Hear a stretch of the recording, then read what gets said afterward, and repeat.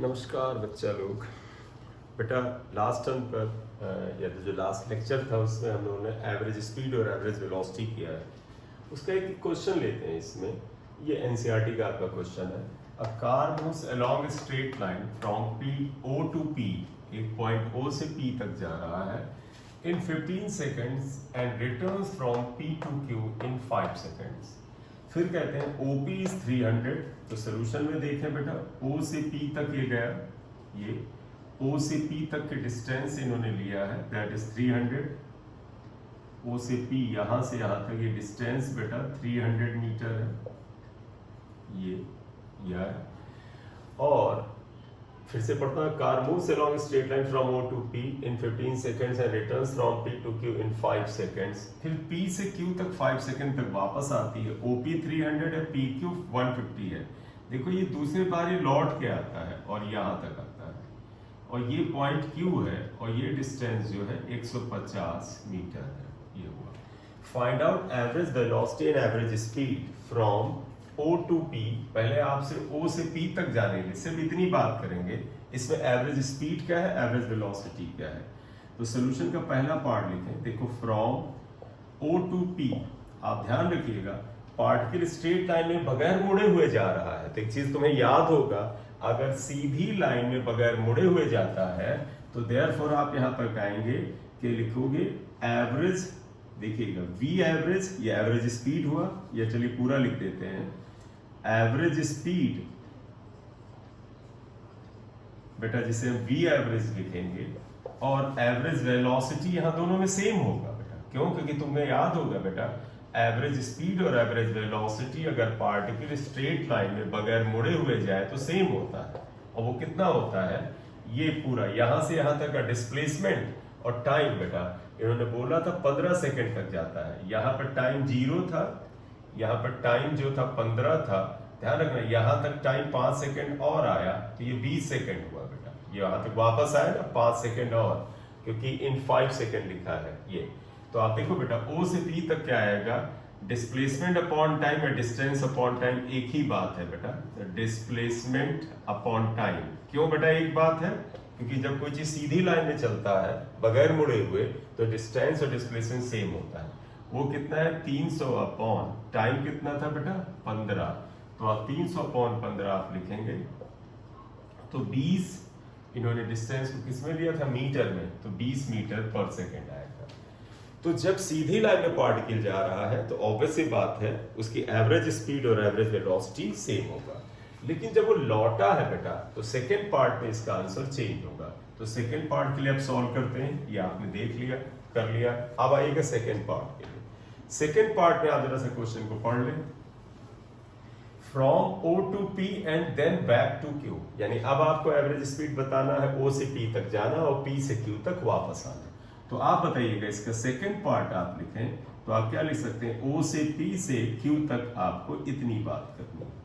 ठीक, बताइएगा बेटा एवरेज स्पीड क्या होता है। एवरेज स्पीड होता है total distance upon total time, upon total time, पूरा टाइम आएगा।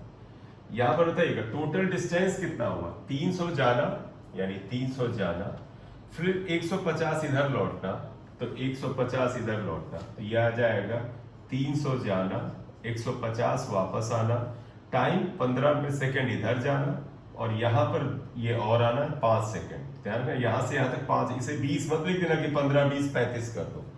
हमने लिखा है 0 से 15 और 15 से यहां पर 20 तक आया है, तो 5 आया, तो ये 450 अपॉन 20 आएगा, तो ये बेटा 22.5 मीटर पर सेकेंड आएगा। देखो एवरेज स्पीड अब 22.5 आया, राइट यार। तो आप O से P जाना और फिर P से Q आने में एवरेज स्पीड इतना आ गया। अब बात करें एवरेज वेलोसिटी, बेटा एवरेज वेलोसिटी अलग चीज है। तो आप देखो O से P से Q तक जाने में अगर आपसे पूछा जाए एवरेज वेलोसिटी, तो तुम्हें पता है एवरेज वेलोसिटी होता है displacement upon time, displacement upon time. और डिस्प्लेसमेंट कैसे मिलता है बेटा, फाइनल पोजीशन को इनिशियल को ज्वाइन करते, ये डिस्टेंस आएगा OQ, सीधे ये वैल्यू, तो that is equal to OQ upon time total रहेगा।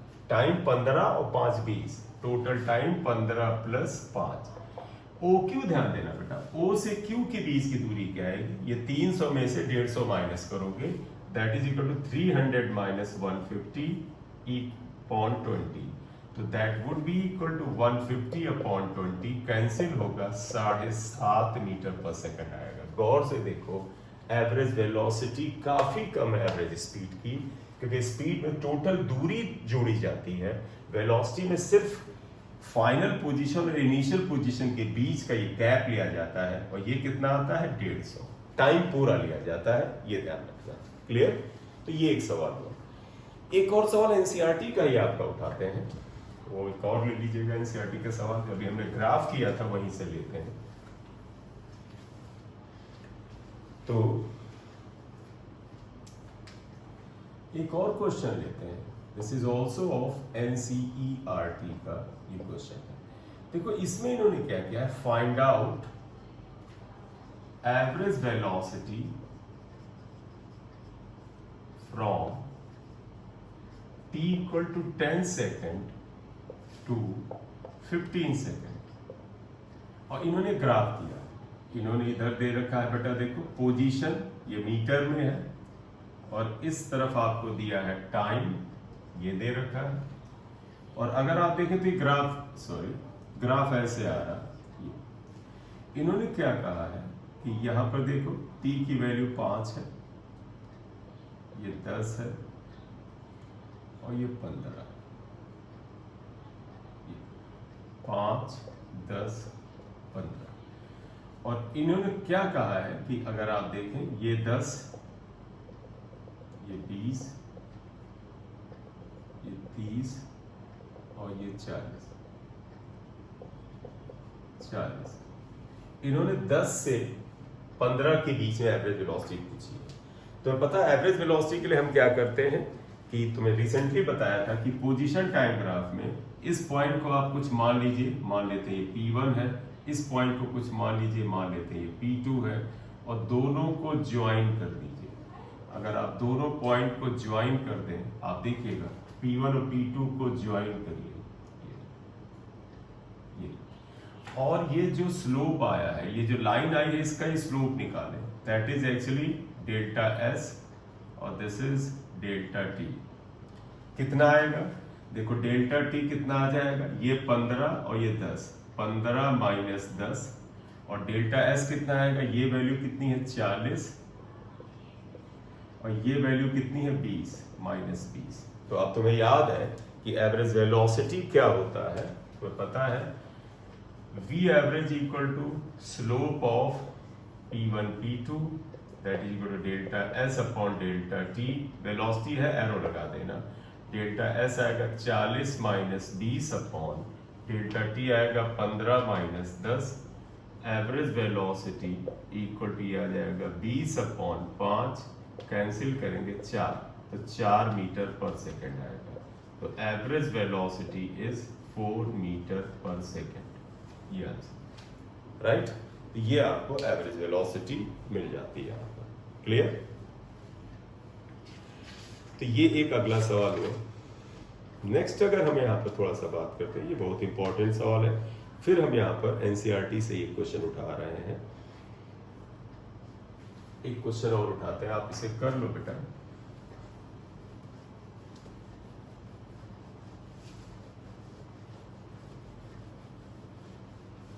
नेक्स्ट क्वेश्चन एक्चुअली हम करना चाहते हैं जो डिफरेंशियल कैलकुलस का पार्ट है, आप जरा ध्यान दीजिएगा इसमें। This is important question. y equal to, देखो क्वेश्चन है फिर एनसीईआरटी का ही आपका एक क्वेश्चन है।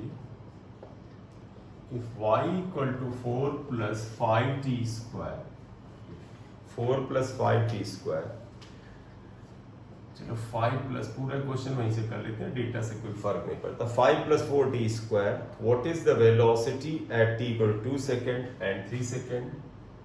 What is velocity at t equal to 2 second and 3 second and t equal to 3 second, तो 2 सेकेंड और 3 सेकेंड पे क्या वेलोसिटी है, and what is average velocity between and what is average velocity between t equal to 4 second, ये s है बेटा second, to p equal to 6 second. ये question और बड़ा अच्छा क्वेश्चन है। सोल्यूशन पे आइएगा, देखो y की वैल्यू 5 + 4t² दे रखा है, ये इक्वेशन बना दी। तो पहले तो इन्होंने कहा what is velocity at 2 second, velocity at 2 second and 3 second. तो ये तो बेटा इंस्टेंटेनियस वेलोसिटी हो गई, मतलब t इक्वल टू 2 सेकेंड पे क्या वेलोसिटी है और 3 सेकेंड, ये तो इंस्टेंटेनियस हो गई। तो आप ऐसा करो, y से अगर आप लो तो पता वेलोसिटी इक्वल टू होता है dy/dt। अगर पोजीशन को हम डिफरेंशिएट करें आएगा d/dt 5 + 4t², v equal to d/dt 5, constant का डिफरेंशिएशन 0 होता है, प्लस d/dt इसको ले तो 4 को कॉमन निकालिए, d/dt बटा t² क्या होता है 2t, तो v इक्वल टू हो जाएगा 8t के बराबर। ये इक्वेशन नंबर 2 आया। अब इन्होंने कहा है 2 सेकेंड पे कितनी वेलोसिटी है, 3 सेकेंड पे है। Therefore velocity at t equal to 2 second अगर आप ले लें तो क्या आएगा, आप यहाँ 2 रख लीजिएगा। तो देखो अगर आप इसे v लिखें या v2 लिख दें क्योंकि 2 सेकेंड पर है, तो t की जगह 2 सेकेंड रखिए, 8 × 2 equal to 16 metre per second. और velocity at t equal to अगर 3 सेकेंड अगर आप ले यहाँ पर है तो t को 3 रखना है, तो यहाँ पर v3 लिख दीजिए, ये 8 × 3 equal to 24 metre per second आ जाएगा। तो ये आंसर हो गया पहले पार्ट का। ठीक, 2 सेकेंड पे वेलोसिटी इंस्टेंटेनियस वेलोसिटी हुई, 3 सेकेंड पे वेलोसिटी इंस्टेंटेनियस वेलोसिटी हुई। इसका ये पार्ट में है average velocity from t equal to 4 second to t equal to 6 second. ये पार्ट पे आप आइएगा, जरा ध्यान दीजिएगा। अब सेकेंड पार्ट आते हैं। देखो v एवरेज का ये फार्मूला होता है, अगर आपको याद हो, v एवरेज होता है delta s upon delta t, यानी s2 - s1 upon t2 - t1।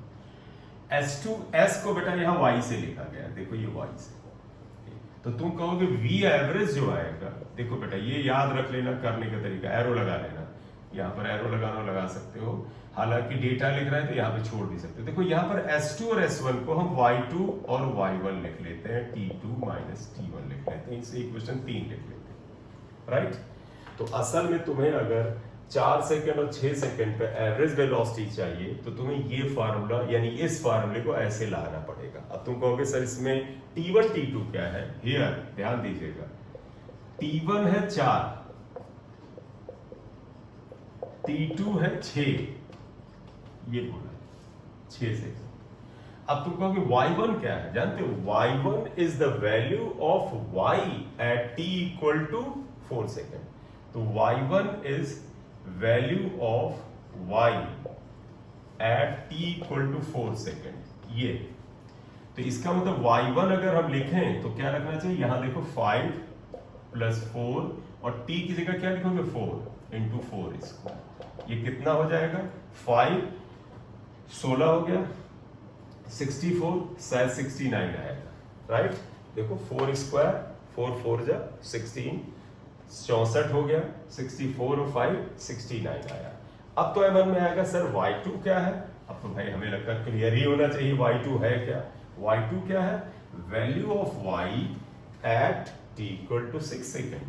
तो आप देखो एंड y2 क्या है, value of y at t equal to 6 second. तो देयरफॉर y2 कितना हो गया, देखो t कितना था 6 सेकेंड पे, t की वैल्यू ये थी 5 + 4t², 5 + 4 × t की वैल्यू 6²। तो आप देखिए ये कितना आ जाएगा 36, 36 का दुगना 4 टाइम्स कितना हो जाएगा 144, 5 149 फिलहाल लग रहा है। तो ये आया, अगर कैलकुलेशन मिस्टेक नहीं है कर लीजिए एक बार।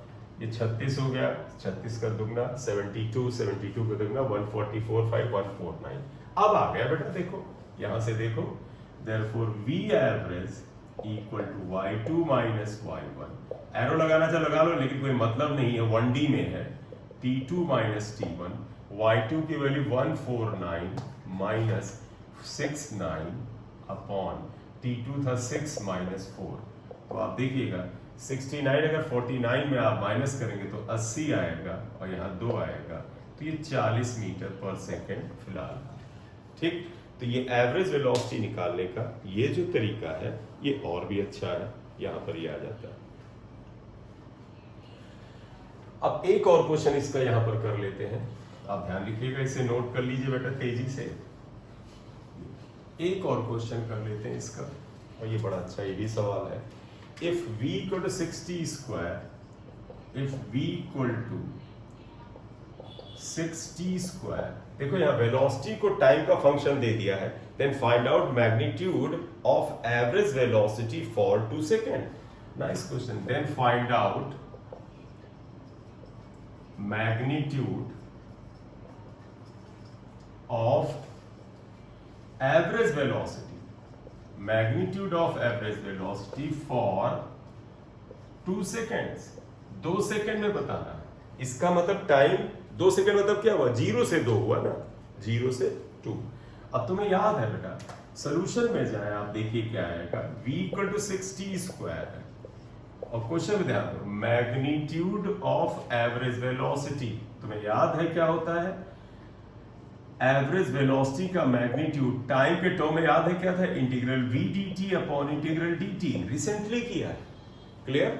लिमिट क्या है, 2 सेकेंड बोला है, इसका मतलब 0 से 2, 0 से 2 आ जाओ, इंटीग्रल v की वैल्यू 5t स्क्वायर dt, 0 से 2, इंटीग्रल dt क्या होता है बेटा, t होता है, सभी को पता है। इंटीग्रल dx क्या है, x है, 0 से 2, 5 को बाहर निकाल लो, इंटीग्रल t स्क्वायर कितना हो जाएगा बेटा, t square plus 1 upon 2 plus 1 और 0 2, और ये तो बेटा t की जगह upper limit minus lower limit, तो ये आ गया यहाँ पर 5/3 बेटा, 5 ये 3 बाहर निकाला, t क्यूब, देखो t क्यूब 0 से 2 अपॉन ये 2 हो गया, ये 5/3 इंटू 2, ये आ गया 3 इंटू ये 2, t की जगह अपर लिमिट रखिए, t की जगह, तो 2 क्यूब माइनस 0 क्यूब, ये आएगा 5/6 और 2 क्यूब 8 होता है, ये आएगा, कैंसिल करें 4, तो ये 20/3 आया। हम निकाल क्या रहे हैं, एवरेज वेलोसिटी, तो इसका मतलब मीटर पर सेकेंड आया। तो ये भी बड़ा अच्छा सवाल है, magnitude of average velocity 20/3 second आ गया, सॉरी मीटर पर सेकेंड आ गया, करेक्ट।